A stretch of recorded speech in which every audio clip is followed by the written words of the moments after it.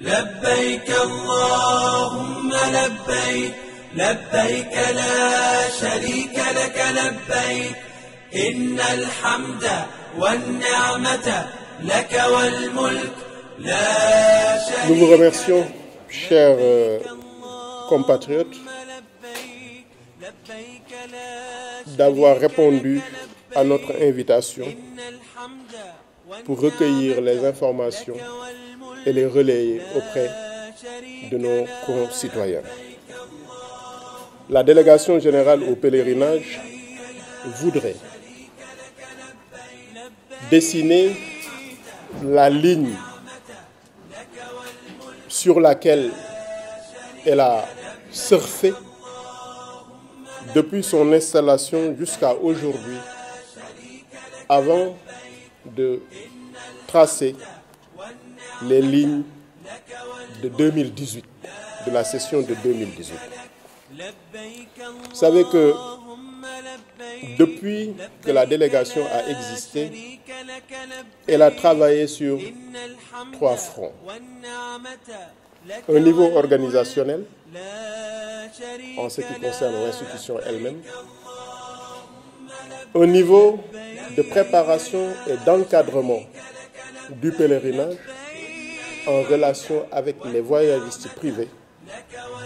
Et sur ce niveau, il y a un travail qui est fait en termes de rationalisation des organisations qui convoient les pèlerins. C'est sur cette base que le cahier de charges-ci a été élaboré. Le cahier de charges qui spécifie tous les points qui doivent être respectés par le candidat à l'organisation du pèlerinage, parce que l'État du Sénégal a décidé de céder une partie du pèlerinage à des organisations privées.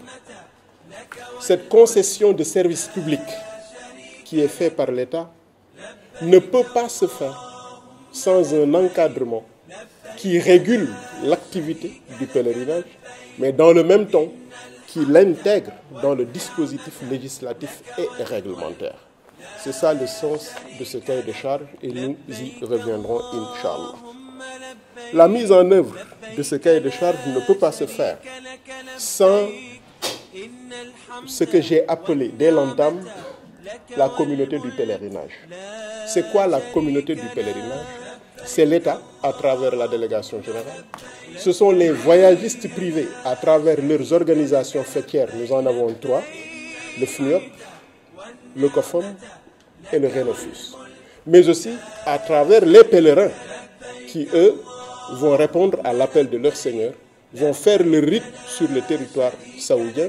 Et sur le territoire saoudien, nous avons les partenaires, de l'autre côté, les partenaires saoudiens, qui ont la charge d'organiser le pèlerinage dans son ensemble et qui, à chaque année, donnent un cadrage temporel, mais un cadrage également réglementaire que nous devons respecter.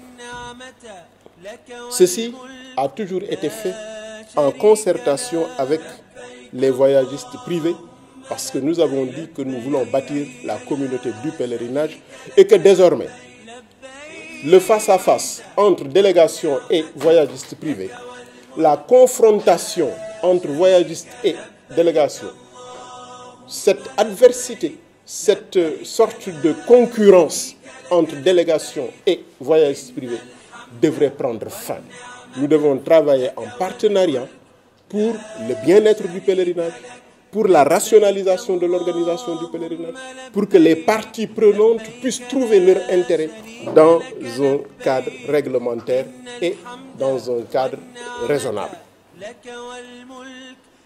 C'est pour cela que nous avons mis en place au niveau de la délégation 2 structures à titre consultatif. La première structure, c'est ce qu'on a appelé le comité consultatif, qui comprend des personnalités des organisations des voyagistes privés et des représentants des consuméristes.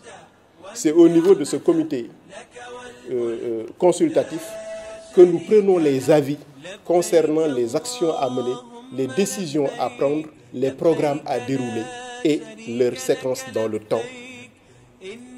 L'autre structure, c'est la commission de conciliation. Pourquoi? Parce que nous ne voulons plus, au niveau du pèlerinage, que des contentieux entre des voyagistes privés ou entre des voyagistes privés et des pèlerins finissent devant le juge, devant les tribunaux. Nous avons cru qu'il est possible, au niveau de cette famille, au niveau de cette communauté de pèlerinage, de régler certains différends de façon à prévenir cette autre voie qui est le fait d'ester en justice. Et, alhamdoulilah, nous avons abouti à des résultats tangibles par rapport à cette conciliation. Dr Khadim Abdelaziz, le maire Ousmane Ndoye, délégué général adjoint, et le secrétaire permanent Pape Ousmane Sey animent cette commission de conciliation. Donc nous avons ces deux structures qui nous permettent d'être toujours en contact avec les voyagistes privés et de ne jamais travailler en solo. Cela nous a entraînés à avoir des résultats par rapport aux démarches que nous avons entreprises jusqu'à aujourd'hui. Premier élément, le package, le quota. Vous savez que le Sénégal dispose d'un quota proportionnel à la population de 14 millions. C'était calculé sur la base de 12 millions. Le quota du Sénégal aujourd'hui est à 12 860. Ce n'est pas le délégué général, ses adjoints et ses collaborateurs qui ont procédé à la distribution de ce quota. C'est au sein du comité consultatif. Et dans le comité consultatif, ce sont les voyagistes privés et les consuméristes. C'est au sein, les consuméristes, je peux les citer, c'est l'Association pour le bien-être du pèlerin, c'est ASCOSEN, c'est SOS Consommateurs. C'est au niveau de ce comité consultatif qu'on a procédé à la distribution du quota de 2018. La délégation générale n'a fait qu'entériner ce que ce comité-là a proposé. L'autre élément, c'est que quand il s'agit d'organiser la plateforme d'inscription au niveau du CERFI, la délégation générale ne prend pas sur elle la décision de dire voilà comment on fait. Nous avons rencontré ce qu'on a appelé le comité technique le 26 février. Le comité technique a décidé de comment on organise l'espace dans lequel les inscriptions sont faites avec les voyagistes privés. Et c'est sur cette base que le 26 février, le comité a décidé d'octroyer aux 47 groupements qui existent aujourd'hui 47 badges et les mettre dans un espace qui leur est dédié. Et jusqu'à aujourd'hui, cela fonctionne comme ça. C'est aussi dans cette concertation qui a donné le fait qu'aujourd'hui, pour ce qui concerne le pèlerinage de 2018, grâce à la collaboration entre la commission mise en place autour de la cellule administrative et financière, animée par les voyagistes privés, que nous avons d'un commun accord signé un contrat avec 3 fournisseurs à la Mecque pour s'occuper de la restauration à Mouna et à Arafat. Au lieu de laisser chacun s'occuper de sa restauration à elle seule, ce qui nous avait coûté l'année dernière, ce que cela nous avait coûté en termes de désorganisation et en termes de mauvaise qualité de nourriture. Donc tout cela pour montrer que la délégation travaille dans le sens de la construction de cette communauté de pèlerinage avec une concertation continue. Maintenant, en termes de réforme, aujourd'hui, nous devons arriver à réduire le nombre d'intervenants dans le secteur du pèlerinage. Vous savez, mes chers, il y a 285 organisations qui interviennent dans le convoyage, dans le recrutement de pèlerins et dans leur convoyage. Nous avons travaillé ensemble pour les réduire à 47 l'année dernière, à 49 l'année dernière. Cette année, nous les avons réduits à 47. Mais cette rationalisation doit se poursuivre pour aller vers un objectif de 20 grands groupements qui pourraient convoyer l'ensemble des pèlerins sénégalais dans les meilleures conditions de qualité. Nous sommes parvenus à entamer ce processus. Cela nous a permis également, la réforme nous a permis aujourd'hui de réduire le temps de résidence des pèlerins en Arabie Saoudite. Auparavant, on faisait 34 jours, 35 jours, des fois même, on frôlait les 40 jours. Cette année, Inch'Allah Ta'ala, l'année dernière, on avait fait 27 jours. Cette année, Inch'Allah Ta'ala, le pèlerin sénégalais ne passera pas plus de 24 jours en Arabie Saoudite. Entre son aller et son retour, ça va se faire en 24 jours, Inch'Allah. C'est un élément important d'économie. C'est un élément important sur la qualité de service en Arabie Saoudite, sur le repos et le bien-être du voyagiste privé, du pèlerin, je voulais dire. Cette réforme nous a permis également d'intégrer l'organisation du pèlerinage dans la démarche économique, dans la dynamique économique de notre pays. Aujourd'hui, chaque année, avant de disposer d'un quota, l'organisateur, le voyagiste privé, doit être quitte, doit nous présenter un quitus, c'est-à-dire il doit être quitte avec la fiscalité de ce pays-là. C'est un tant soit peu quelques sous que le voyagiste fait rentrer dans l'économie du pays. Donc, nous avons essayé, en tout cas, avec la réforme, de réduire, de rationaliser, de mutualiser. La réforme nous a permis aussi d'arriver à stabiliser le package. En 2016, le package de la délégation était à 2 600 000. En 2017, c'était 2 600 000. En 2018, c'est 2 600 000. La stabilisation du coût du pèlerinage a des retombées sur le pèlerin sénégalais qui a les moyens les plus faibles. Mais ce n'est pas seulement la stabilisation du prix qui est importante, mais c'est la qualité du service du transport. Vous savez, le pèlerinage, le plus important dans le pèlerinage, c'est le transport, l'hébergement et la restauration. Le reste, c'est un encadrement religieux et un encadrement médical. L'encadrement religieux et l'encadrement médical, en général, les gens parviennent à les maîtriser. Mais si on maîtrise le transport aérien, avoir une bonne compagnie, avoir des avions qui sont sûrs, qui sont de qualité, respecter le plan de vol, le plan d'aller à l'aller comme au retour, ce sont des éléments importants et nous sommes arrivés à le stabiliser avec la compagnie Flynas. Cette année, nous avons eu quelques difficultés qui ne sont pas de notre ressort. Vous savez, le pèlerinage, c'est deux entités.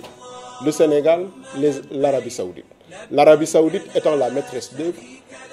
Le règlement qui a été édicté par les autorités saoudiennes fait de sorte que les 50% des pèlerins sénégalais, c'est-à-dire plus de 6 000 pèlerins sénégalais, doivent emprunter une compagnie aérienne saoudienne. Ce n'est pas du fait, ce n'est pas le fait du Sénégal, ça c'est la réglementation de l'Arabie Saoudite. C'est la raison pour laquelle nous sommes obligés de prendre une compagnie aérienne saoudienne. Mais le problème c'est quoi? C'est que cette compagnie, nous ne la prenons pas à notre gré. Ce sont les autorités saoudiennes, la GACA, c'est-à-dire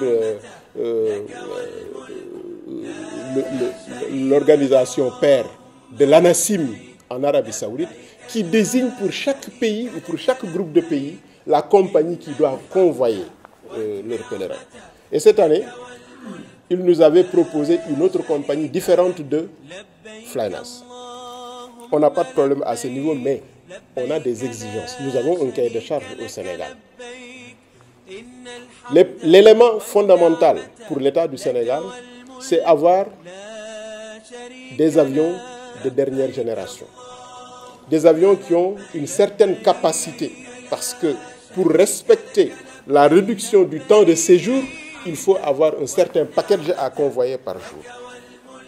Le troisième élément, c'est le respect des slots, c'est le respect des horaires et des jours. La compagnie qui nous avait été désignée n'a pas répondu à ces exigences du Sénégal.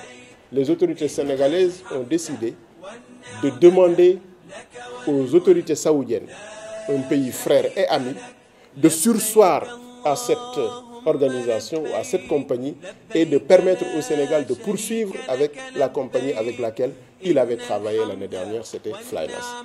C'est entre la désignation, ils nous ont désigné la compagnie au mois de février,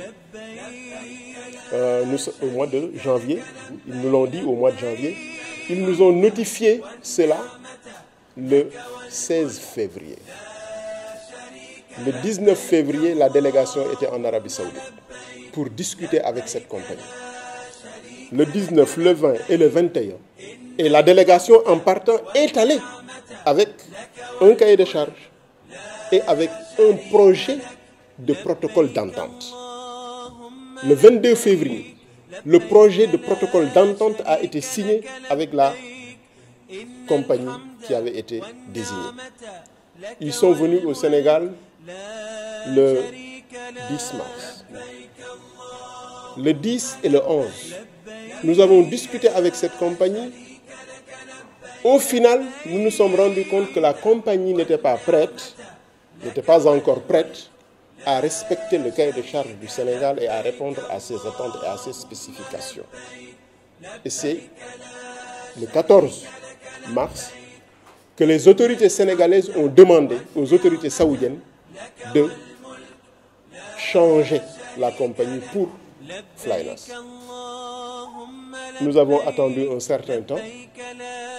Les réponses n'étant pas venues, la délégation est repartie en Arabie Saoudite pour rester là-bas du 6 au 16, discuter avec les autorités saoudiennes, le ministère du Hajj, l'AGACA, pour enfin obtenir la signature d'un contrat avec Flynas, et nous sommes revenus avec ce contrat-là. Nous sommes revenus le 16. Le 20, c'était le conseil interministériel qui a pris un certain nombre de décisions sur lesquelles nous reviendrons, Inch'Allah. Donc, je disais que toute cette réforme, toutes ces démarches, c'est pour arriver à donner aux pèlerins sénégalais un cadre institutionnel adéquat, des moyens qui lui offrent la qualité de service, des structures qui ont la capacité technique, financière, morale aussi, de répondre aux attentes du pèlerin et de faire de sorte que le pèlerinage ne soit plus un centre de confrontation, de dissension, de tiraillement. Mais comme nous l'avons dit, cette année, le thème que nous avons choisi, parce que chaque année nous choisissons un thème qui inspire le travail que nous faisons. Le thème que nous avons choisi cette année, c'est quoi? Le pèlerinage, un rite intégral, facteur de cohésion. Qu'est-ce que cela signifie pour nous? Cela signifie pour nous que le pèlerinage est un ensemble d'actions vouées à Dieu. C'est un rite. Mais c'est un ensemble d'actions vouées à Dieu qui intègre tous les espaces dans lesquels se meut l'individu. C'est pour ça qu'on dit que c'est un rite intégral. Mais son objectif, son but final, c'est de créer la cohésion et non pas la confusion. Et nous travaillons dans ce sens, Inch'Allah. Nous comprenons par conséquent que devant chaque réforme, qu'il y ait des résistances. Mais justement, pour réduire ces résistances, nous avons mis en place les comités dont nous avons parlé pour avoir des espaces de dialogue, des espaces de concertation, des espaces de coopération.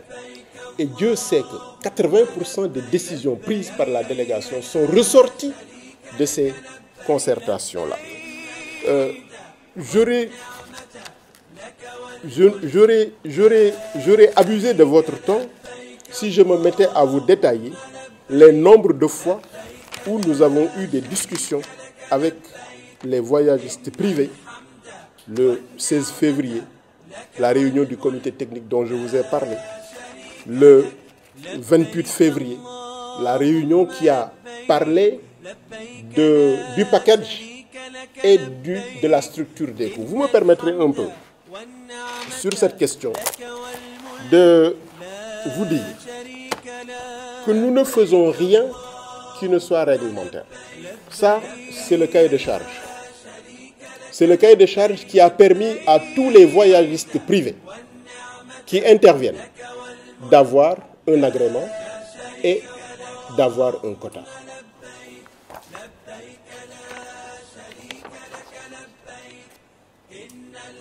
Ce cahier de charge, en parlant de quota, dit au point 6,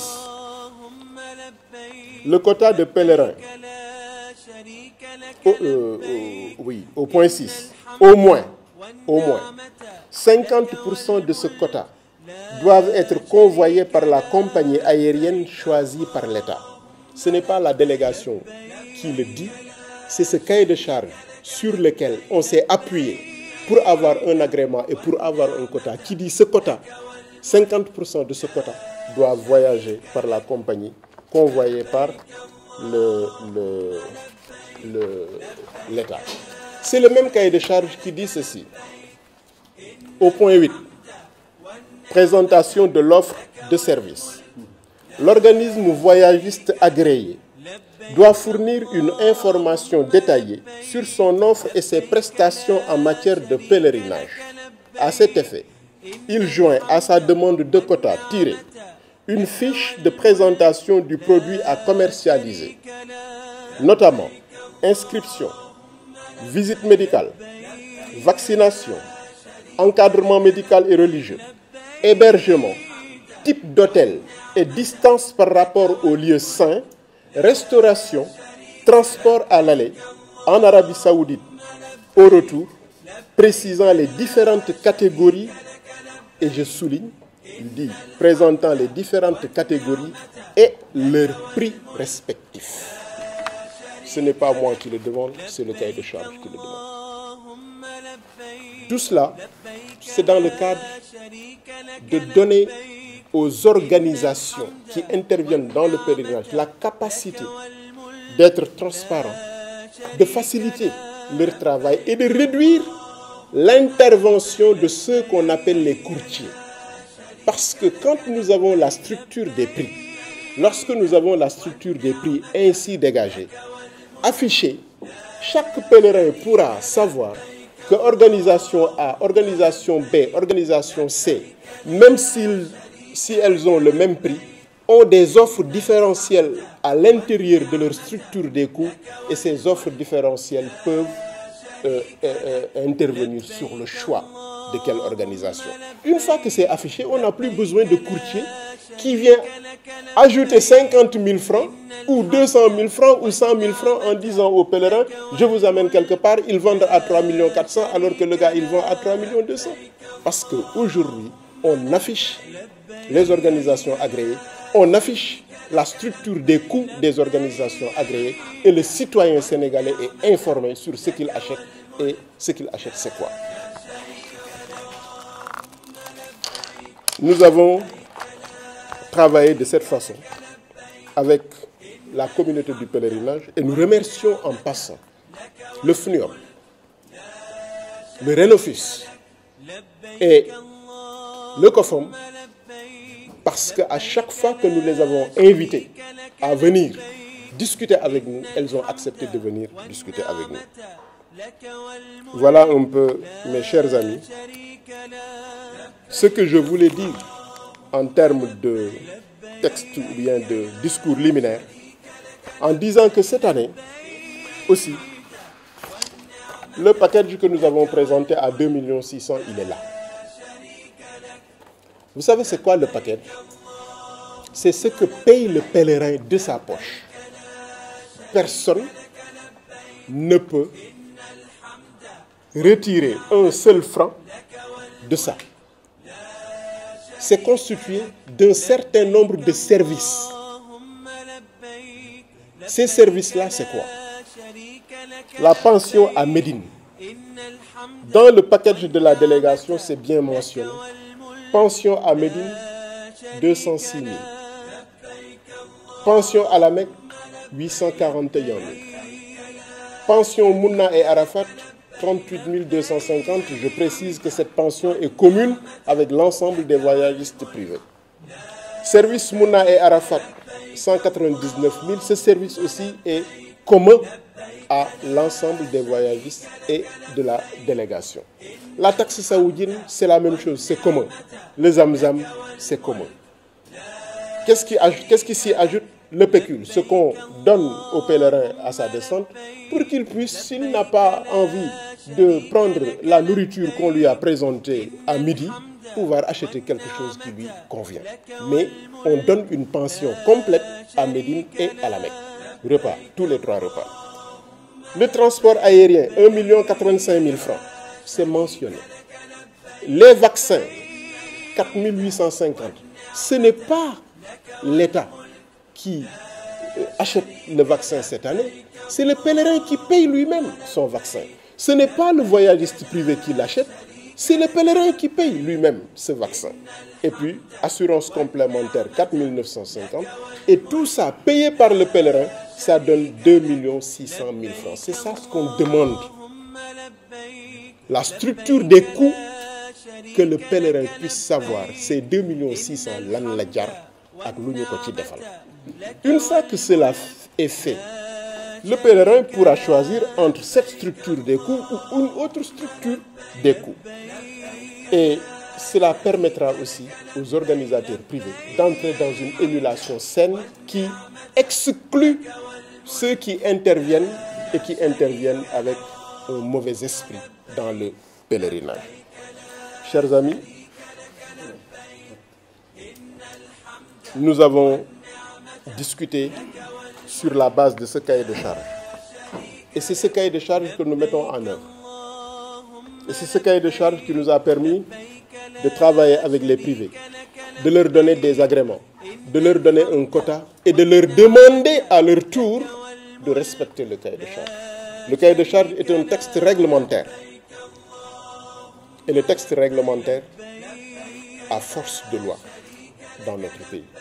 Celui qui viole le texte réglementaire, il viole un dispositif législatif dans notre pays. Mais comme nous sommes ensemble, il y a des gens qui n'ont pas compris, il y a des gens qui ne comprennent pas. Ce n'est pas quelque chose de grave. S'il y a une discussion, ceux qui ne comprennent pas, nous leur ferons comprendre. Même Eladji Abdou, Ridwanullahi alayhi, une fois quelqu'un est venu lui dire « Ni nga xamuñu dara », il leur répond « Ku ñu xamal nga xam ». Nous répondons la même chose. Ceux qui ne comprennent pas, s'ils viennent ici, Inch'Allah Ta'ala, nous leur ferons comprendre quel est l'esprit du cahier de charge, quelle est la fonctionnalité de la structure des coûts, quel est l'objectif de la structure des coûts et que c'est conforme à ce texte réglementaire qui guide nos pas. Je crois que pour ce qui concerne l'organisation des inscriptions, la date de l'ouverture, les dates pour le plan de vol aller et retour, c'est le délégué général adjoint qui a en charge toute cette activité-là au niveau de la plateforme et c'est le chef de la cellule administrative qui a en charge tout ce qui concerne les données à intégrer dans le portail électronique et comment le portail électronique a été, cette fois-ci, cette année-ci, excusez-moi, comment le portail a été ouvert de manière précoce par rapport aux années passées. Cette année, je termine par là, j'ai dit que le pèlerinage, c'est un moment déterminé par le cycle temporel, mais un moment déterminé par ceux qui ont en charge l'organisation de ce pèlerinage sur leur territoire.